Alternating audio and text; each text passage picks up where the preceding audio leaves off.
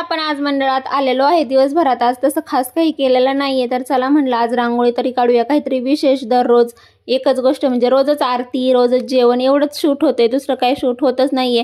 आणि घरचं मी काही जास्त शूट करू शकत नाही आता, कारण इथून पुढं मला रोज घरचंच शूट करायचं आहे, कारण मी आता रोज रोज काही गणपती बाप्पा नसणार आहे. म्हणून म्हटलं आज गणपती बाप्पासाठी एक छानशी रांगोळी काढूया. म्हणून मग मी आले इथं. तर इथं बघा हे दोघं जण आहेत बसलेले, त्यांच्या काहीतरी गप्पा चालल्या होत्या. तर मग त्यानंतर मी रांगोळी वगैरे शोधलेली आहे नेटवरती. आता बघू कशी मला जमती, कशी मी काढती. तर बघा पुढं आणि ब्लॉग शेवटपर्यंत बघत राहा. आवडलं तर माझ्या चॅनलला सबस्क्राईबही नक्की करा. आते मग आते जा ना मग. तू अजून गावातच आहे. मग शांत परत सारखा ताप उतरत नाही काय त्याचा. आजकाल डेंग्यूची वगैरे खूप साथ आहे, म्हणजे ताप येतो फक्त नॉर्मलचा, पण 8-8 दिवस तो ताप उतरत नाही, त्यामुळे त्यालाही तसंच काहीच झालंय.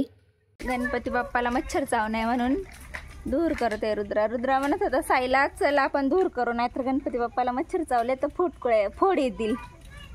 पैसे देशील का आम्ही सगळं आम्ही देणार होतो, तू चाललो होतं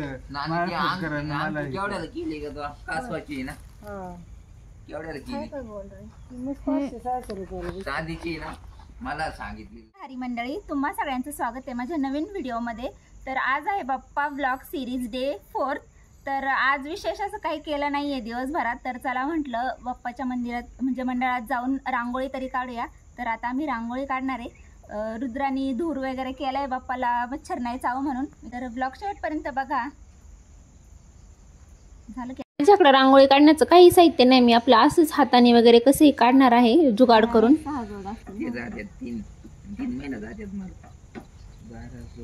दगड काढत चांगलं परवडते.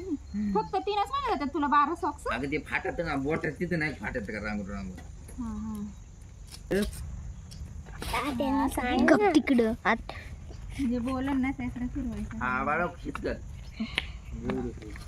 कर एवढी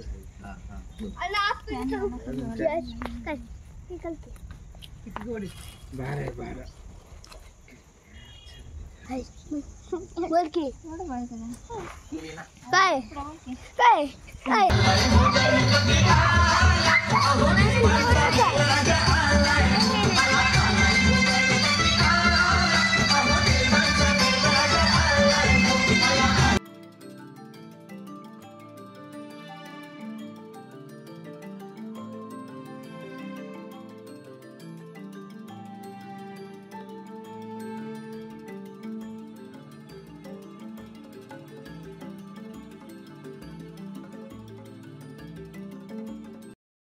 रांगोळी काय आमची काढून होय ना पोरं पण माझ्यापासून काय हाला ना, म्हणलंच कराच शूट बाबा. त्यांनी खूपच सारं शूट केलं होतं, तर एवढं काय अपलोड करू शकत नाही मी. आणि माझ्याकडे मी जसं म्हटलं की माझ्याकडे काही साहित्य नाही आहे रांगोळी काढायला वगैरे. तर मी असंच काहीतरी जुगाड वगैरे करून म्हटलं आधी थोडंसं ड्रॉ करून घेऊया काडीने वगैरे, मग मला येईल व्यवस्थित नाही का काढता. काही काढण्याला काही पॉईंट नाही.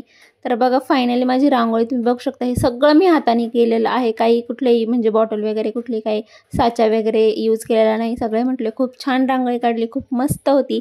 मग त्यानंतर जेवण होतं. आज जेवण होतं बुंदी आणि भात. तर भेटूया पुढच्या ब्लॉगमध्ये, तोपर्यंत रामकृष्ण हरी.